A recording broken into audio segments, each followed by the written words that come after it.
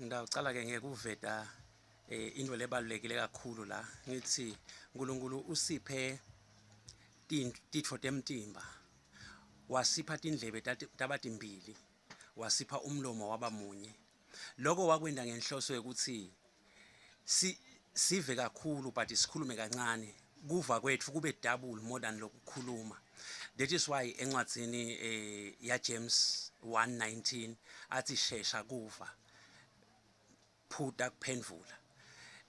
Ngumgomo wethu ke lona lengawubeka ukuthi thine sitawuhamba ngawo.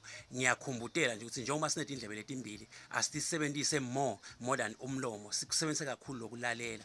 Number 2, ngathi ngicela ukuthi inkulumo yami abantu bangaboyitwister kodwa bayihumushe, bayive njengoba injalo, bayihlahlele, bayianalyze, bayicommente njengoba injalo, ngaphandle kokuthi baze bayitwiste. Ungayitwist inkulumo. Number 3, bese ngishito ukuthi bantu bangimele ngikhulume ngicetse, then ba-analyze emva kwaloko sekulandzela ini ema-comments. Ngumgomo wethu ke lo, siyashesha lokuva, siyaphuta lokuphendvula. Ngibuye ke ngingene kunasi lesinye isigaba lesithi mina njengawandile angatikhetheli ukuthi ngende umsebenzi waNkulunkulu.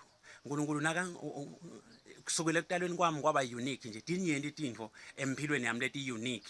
Bantu abaningi labo lengikhule nabo laba bayakwati ukuthi there is something unique about me. Nekusho ukuthi ngizamile mina kumdrebula uNkulunkulu ngetindlela letiningi. Ngimdrebula ngiyati ukuthi ngibuya khashane naNkulunkulu, solo ngimdrebula angahlumi nje, angivumbuki. Naloko ukuthi ke akangikhethi uNkulunkulu ngoba nginetento letikahle, I'm a good person, vele nje mina konke kwami nje kukahle. Cha, uNkulunkulu ungikhethe ngekwemsa wakhe nangekubuka inhlitiyo yami ukuthi inhlitiyo yami iyinhlitiyo lenhle la ngayisebenzisa uNkulunkulu. Regardless ukuthi lingephandle lami mhlawumbe lona belibonakala lilibi, watile uNkulunkulu ukuthi he can capitalize on my good heart. Nako ke lengakusho ngibese sengiyendlula ke ngibingelele waphakade nganawo amagama nawa ngithi silo sikhulu. Incwadi yaHabakuk chapter 3 verse 19 ithi simakadze uqondzisa tinyawo tami njengetenyamatane, ungenda ngihambe ngikhululekile etindzaweni letiphakeme. Ngemagama nje lengitsingwenyama lawo akahlale engqondweni yakho. Dibude ukuthi tinyawo takho tiqondziswa ngibani. Ngusimakadze yini loqondzisa tinyawo takho, ngusimakadze yini lotawukupha ukukhululeka. Bese sengibuya ke ngena enkulumeni yami yanamuhla. Ngipheni nje imizuzu lemibili lemithathu ngi-introduce ngendlela la nginikete ngayo uNkulunkulu ukuthi itawusheshe ivakalele. Ngitayikhuluma ngiyisusela encwadzini yaSamuel chapter 5 and chapter 6.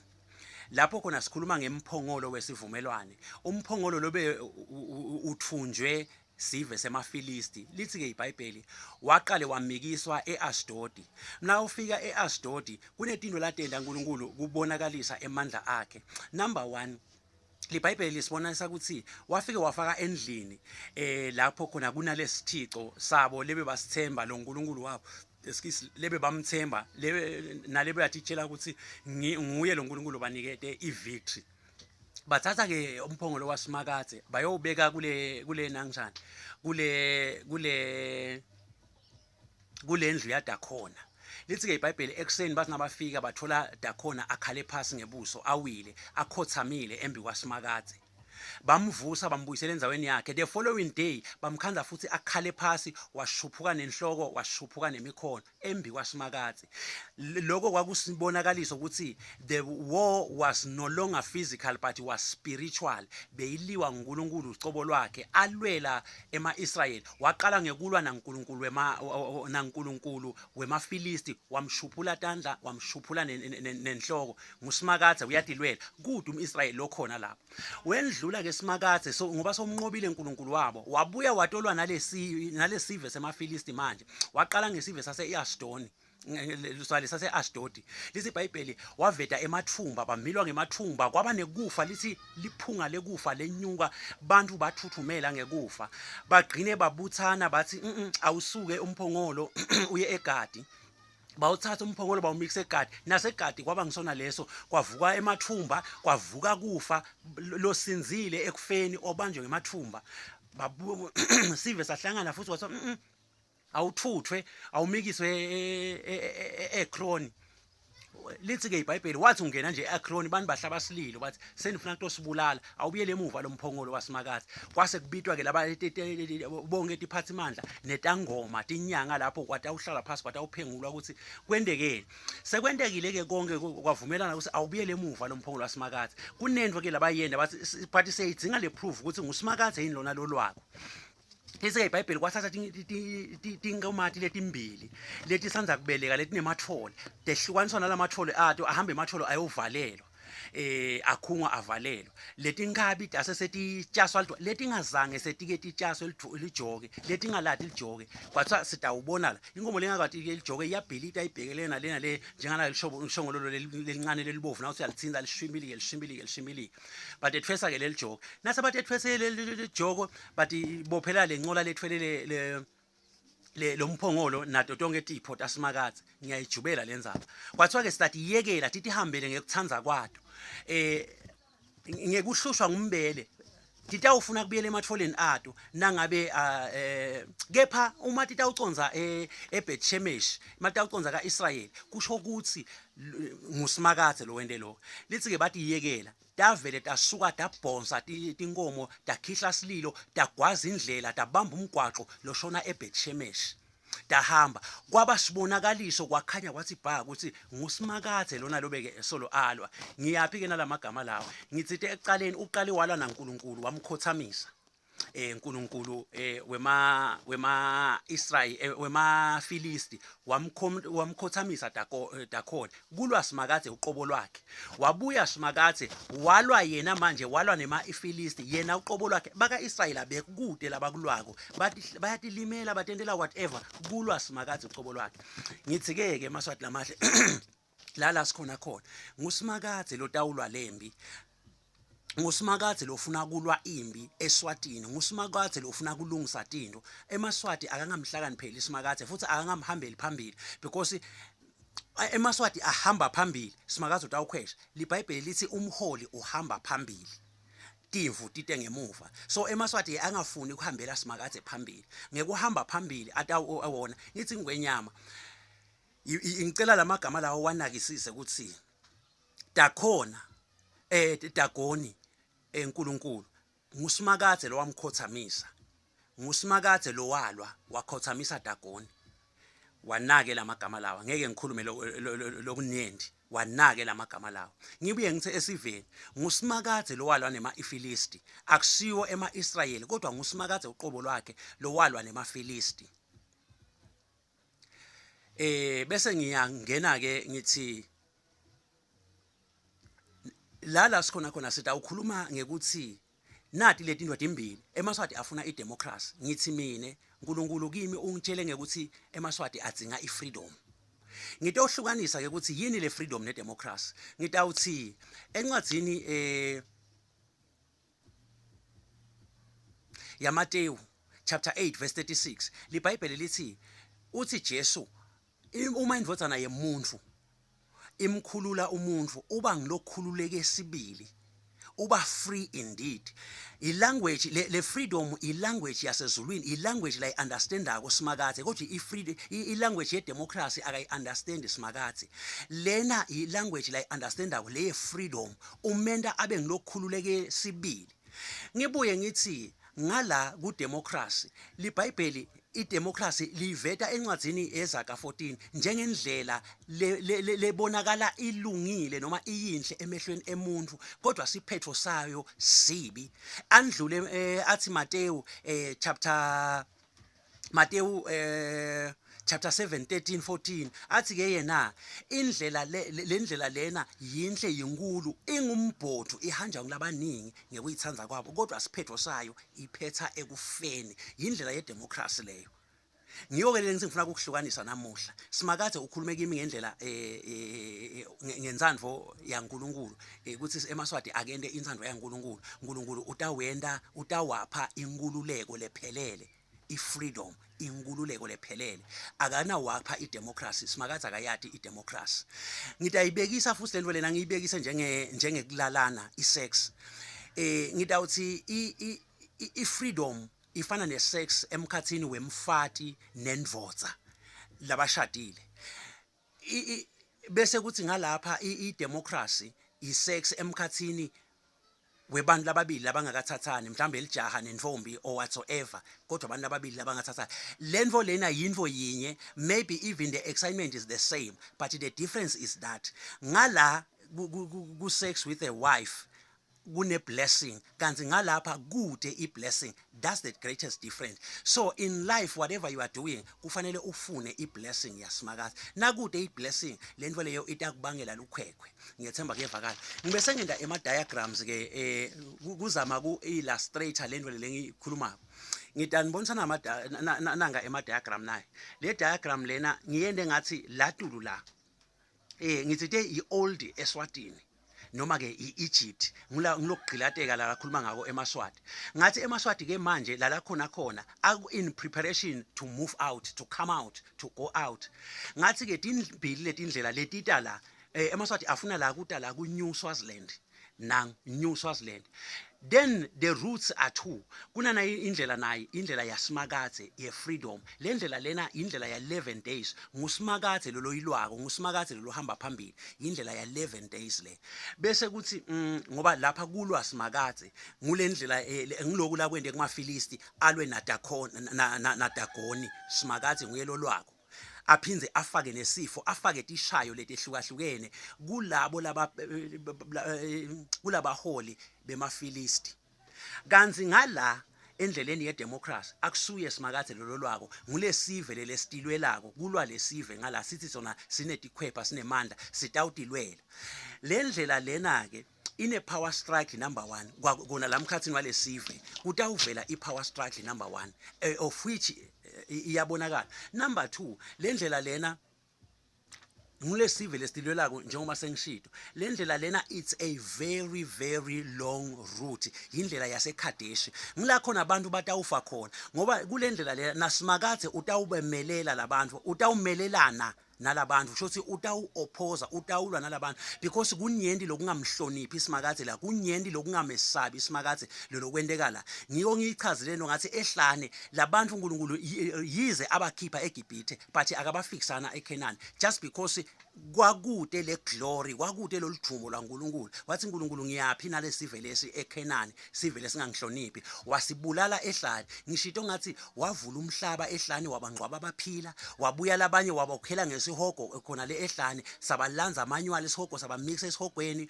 wabuya labanye wabahloma kuSathane, wabanikela kuSathane enyokeni kuthi inyoka ibalume ibabulale. Konke lokwentwa uNkulunkulu ulwa nesive lesingamati lesingamkhona. So Smakathi uyamelelana nalabo labangamesabi. La kule democracy ke siyatihola lesive, siyatihola, siyati-leader, sithi thine we want to lead ourselves. Kanti ngala sithi lesive Smakathi lead us, free us. Sicela Smakathi sithi lesive Smakathi sikhulule. Ngiyethemba kuyevakala.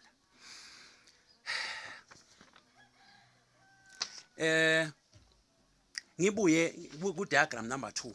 Ngithi nayi ke lento le ngiyona the current situation eSwatini.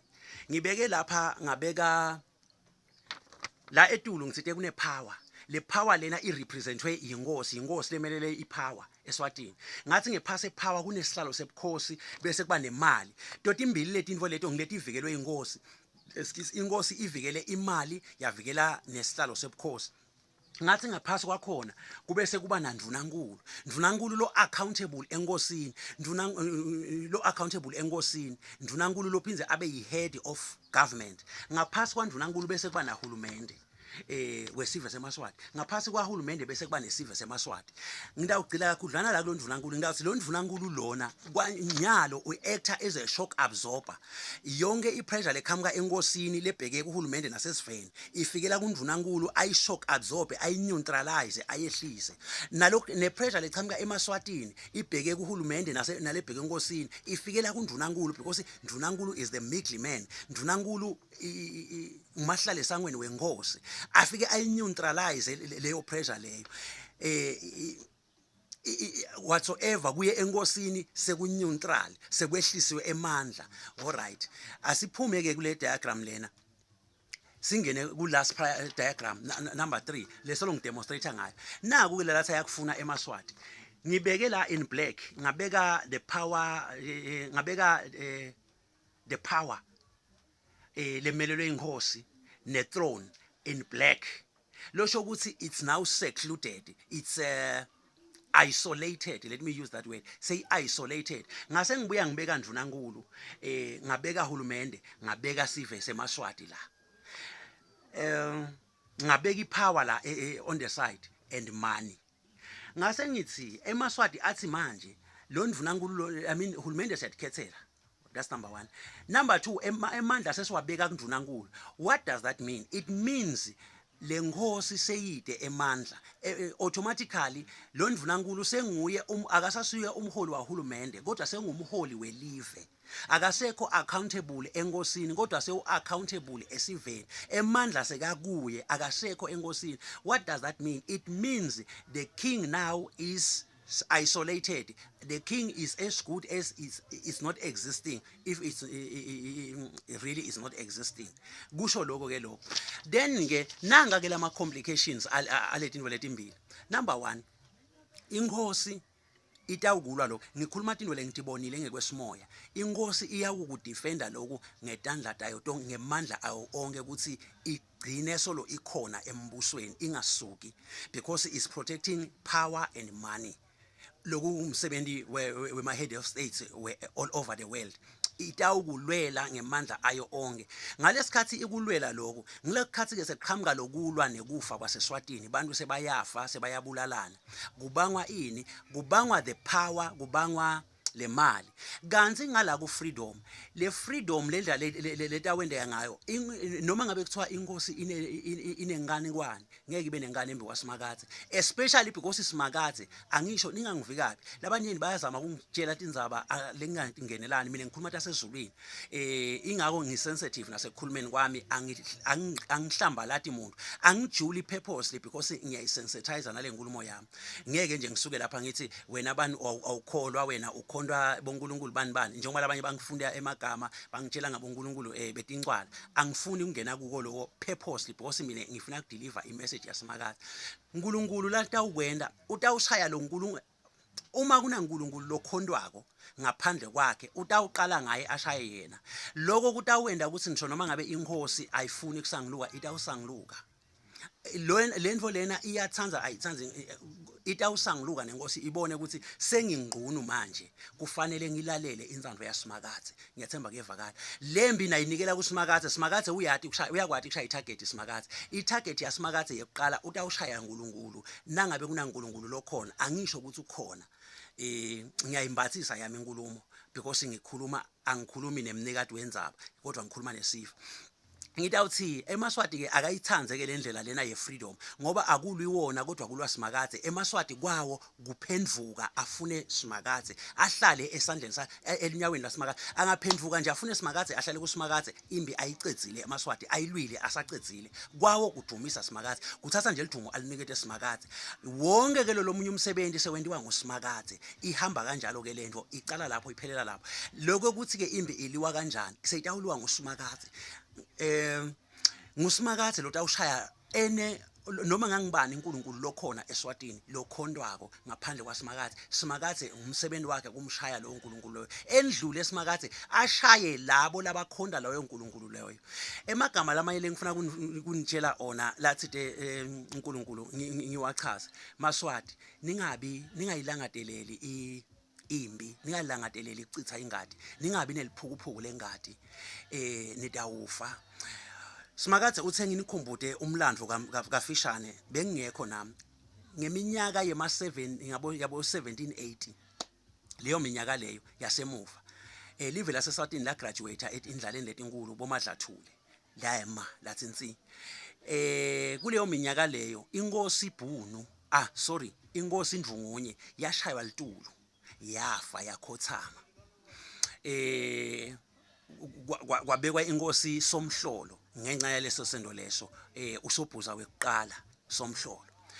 Inkosi Ludwonga ayikhonanga kubusa ubukhosi baze bathathwa nguBanzeni, yafa. Inkosi Bhunu ayikhonanga kubusa kahle, yaze yafa njengenkosi lephambene ingcondo. Ngitawuthi lama highlights lawa alomlando ngifuna kunikhombisa ukuthi kade kwaqala kuliwa nebukhosi baseSwatini. Bokhokho nabokhokho bethu bafe solobalwa nebukhosi kodwa abazange babunqobe. Ninga repeat ke nine ema mistakes lendiwe bokhokho ngekulwa nalobukhosi physically nangekuthakatha. Buyashake but this is a strong wall. Iyashake but ayibhidliki. Namanje you can shake it, it will not collapse. Ingako Simakade athi yinikeleni kuye nguSimakade lo ngayishake aphinze ayicollapse. Ngiyethemba kuyevakala. So ningafuni ukurepeata nine into leyendiwa bokhokho bethu. Ngibuye ngithi ngalamagama lawa ngwenyama angikuniki ligunya lokuthi ungamcabangi Simakade uthi ngoba ngiveta bu strong bebukhosi ukuthi bukhosi buqinile busimile. Angikuniki ligunya lokuthi tsatsalaada ungabe usa actiona. Ngishito ngathi Simakade nguye lo walwa na Dagoni uqobo lwakhe. Simakade nguye lo walwa nemafilisti. So usesekhona Simakade. Mina ngekhutha eMaswati ngithi akeme akayisuse lembi etiyandleni tawo ayibike kuSimakade. Nawe ke ngwenyama manje ngeke ngiku-address ukuthi yini le fanele uyende la ngoba kulokunye mase ngikhuluma lokhu personal leseconzane nawe sekutawu ngathi ngiyakululata angikuhloniphi. Ngicela kuyibamba ngime lapho lento. Ngisho ngithi ngibona ngathi le video seyinze ngekufisa kwami bengifuna ke bese sengena kuligiya lesibili lele ukuthi nginike lamaswati lesiqiniseko ukuthi atawu le guarantee ikhona njani, ikhona mbamba yini le guarantee ukuthi lento lena itawendeka. Ngoba nami ngaphambi kokuba ngisukume ngiyifunile le guarantee kuSimakade ngathi Simakade nginike igaranti ngethembise ukuthi lento lena usho sibili itawendeka.